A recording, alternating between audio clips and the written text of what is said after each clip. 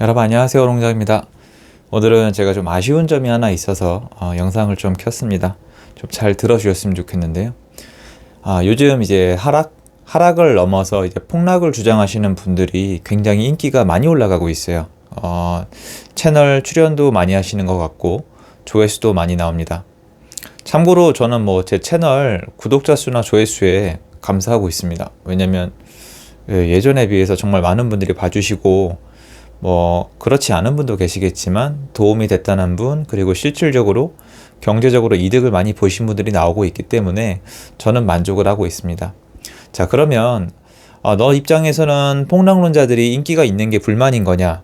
아니요, 좀 불만은 없어요. 왜냐면 유튜브란 곳은요, 수요에 대한 충족을 해주는 곳이에요. 수요가 있으면 공급을 하고 그 안에서 광고가 붙고 그걸로 수익을 얻으면 되는 공간이거든요.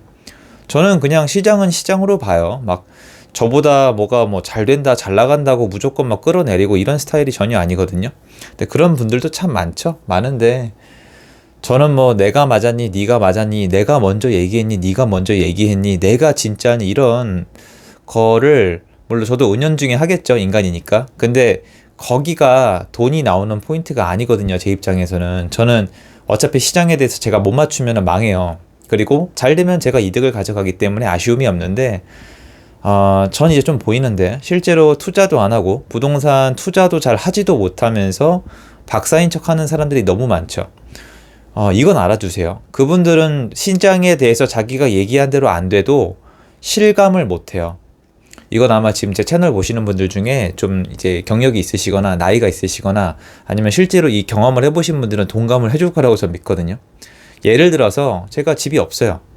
집이 없는데 막 상승한다고 얘기를 해요. 이론적으로 상승한다. 근데 집이 없어요. 그러니까 난 시장에 대해서 잘 알아.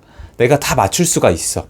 딱딱 맞춰. 그리고 그냥 말끝마다 봤지? 내가 맞았지? 이렇게 얘기를 해. 그런데 자긴 집이 없는 거예요. 아니면 집이 거의 없어요. 그러면 다 좋다 이거예요. 무슨 이유야 갖다 대면 한도 끝도 없어요. 여러분, 사람 말이 제일 간사한 거예요. 저 포함해서. 말이야 갖다 붙이면 자기가 그렇게 하는 이유가 되게 많겠죠. 근데 뭐 이유가 맞겠죠. 그리고 그건 남의 사정이니까 제 알 바도 아니에요. 그런데 만약에 떨어지면 어떡할래요? 아니, 생각을 해보세요. 하락하면 어떡할래요? 본인은 잃을 게 없어요.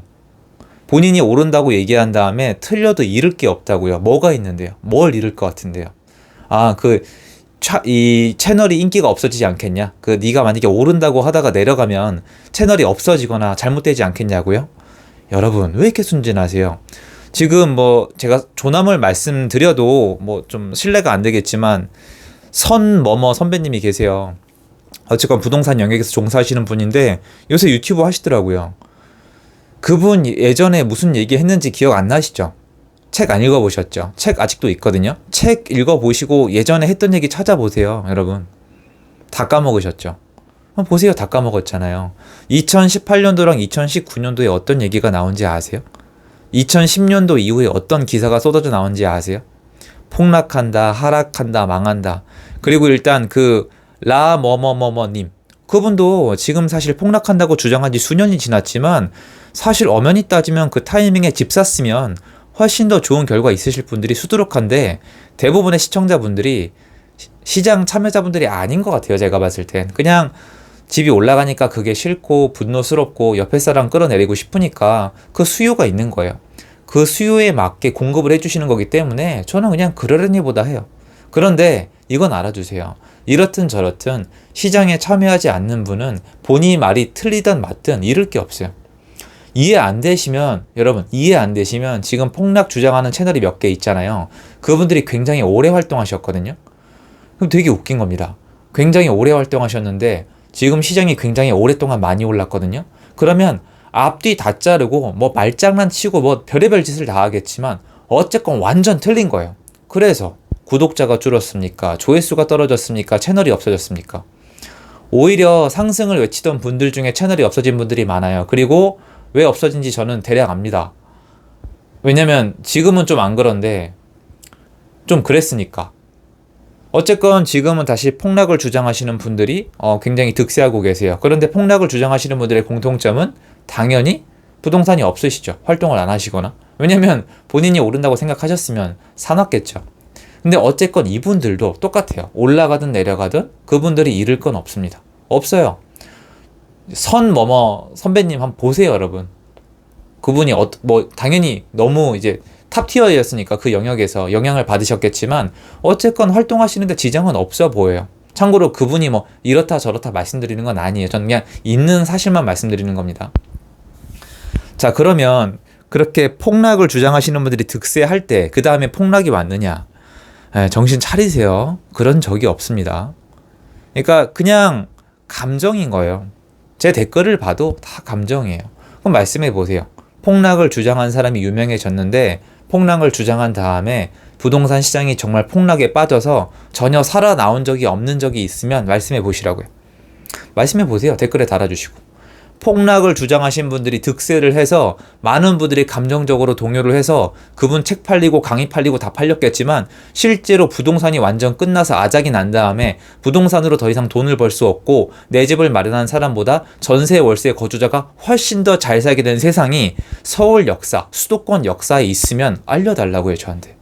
당연히 제가 더 잘 알겠죠. 없다니까요.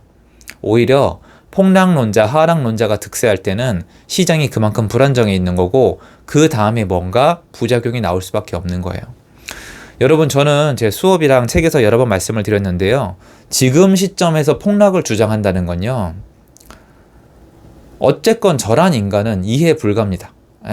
구조적으로 조금도 그렇게 돼 있지 않아요. 그리고 이렇게 말씀을 하시더라고요. 야, 네 말대로 작년 10월달 이후로 시장을 죽여놨는데 어쨌건 시장을 죽여놔서 거래도 못하게 하고 대출도 안 나오게 해서 시장을 잡아서 어쨌건 지금 한 8개월 가까이 안정을 취했는데 그러면 잘한 거 아니냐. 아니라니까요, 여러분. 그게 아니라고요. 왜 이렇게 짧게 보세요. 그 8개월 동안 그 짓거리를 했으면 나중에 부작용이 생긴다니까요. 나중에 조금 올라갈 게 많이 올라간다고요. 그러면 지금 제 얘기 해봤자 아무것도 안 들리시겠지만 이제 하반기로 가보자고요. 어떻게 되는지. 이게 여러분 시장 구조에 대해서 참여를 해보시고 매매하는 사람의 입장에 서보시고 지금 시장 참여자들의 특성과 시장이 현재 얼마나 망가져 있는지를 아시면은 이해가 조금 되시거든요. 그거에 대해서 저는 굉장히 많이 말씀을 드렸어요. 근데 제가 안타까운 건 뭐냐면은 그것보다 감정적으로 여태까지 별 쓸모도 없었던 데이터를 굉장히 믿으시는 것 같아요. 부동산은 심리의 영역이다. 감정의 영역이다. 더 이상 사람들이 살 돈이 없다. 대출이 안 나오니까 끝이다. 그리고 별의별 지수를 다 집어넣으시는데 시장은 그렇게 돌아가질 않아요. 그래서 여러분 이거는 좀 알아주세요. 지난 8개월 동안 거의 할 수 있는 건 다 한 거예요. 정부에서 시장을 망가뜨릴 수 있는 건 다 한 거예요. 그런데 지금 제대로 안 내려가잖아요. 내려간다고 주장하는 데는 한국감정원밖에 없고요. 한국감정원은 지금 제일 하고 싶은 얘기가 대통령 바꾸니까 다시 올라간다요. 거의 집착스럽습니다. 전 좀 기분이 언짢죠. 저는 이제 감정원 시절부터 굉장히 많은 도움을 받았던 기관인데 왜 그런지 모르겠어요. 그래서 여러분이 그거 한 번만 생각을 해보세요. 저를 포함해서 얼음공장이나 제 인간이 시장이 잘못되면 무슨 손해가 있을까? 좀 망해요. 네, 저는 열심히 투자를 하기 때문에 망합니다. 그러니까 올라가면 뭐가 좋을까? 저는 여러분도 다른 분들께도 많은 얘기를 해준 게 되고 그리고 저도 이득을 얻겠죠. 근데 투자도 하지 않으면서 무조건 폭락한다, 하락한다, 또는 올라간다, 봐라 내가 맞았지 하는 분들이 본인 말이 틀렸을 때 무슨 데미지가 있을까요? 채널에 데미지 없습니다, 여러분. 아니 제 주장이 아니라 여러분이 살펴보세요. 수년 동안 틀려도 끽소리도 안 해요. 그냥 그렇게 돌아간다니까요. 과거 내용 찾아보면은 말 같지도 않은 얘기 하신 분들 되게 많아요. 그런데 그냥 버젓이 지금 방송하고 계세요. 자, 그리고 말씀드렸죠. 하락론자가 지금 이게 득세했을 때 그 다음 시장이 실제로 그렇게 돼서 침체가 쭉 간 적이 있냐고요. 그러니까 최종 결론이 집 사서 버틴 사람이 망한 적이 있냐고요. 없잖아요. 여긴 일본이 아니라니까. 여긴 한국이에요. 그래서 요 두 가지만 일단 말씀을 드릴게요. 너무 쉽지 않아요. 그리고 지금 허락을 논할 때가 아니라는 건 제가 여태까지 제 영상을 통해서 계속 말씀을 드렸으니까 오늘은 입 아프게 말씀을 안 드리겠습니다. 그래서 여러분이 오늘 제가 말씀드린 거 있죠. 폭락을 주장하시는 분들의 하다못해 한 3년 전까지만 돌아가서 3년 전 영상을 보세요. 아니 2년. 2021년도에 폭등했거든요, 여러분. 2년 전. 작년이네요. 1년 전이라도 보세요. 비교해 보시고 틀린 말을 했는데 지금 어떤지 한번 보시고 지금 그분들이 득세한 다음에 과연 그런 말대로 되는 세상이 온다면 그런 적이 있었는지 한번 체크를 해보세요.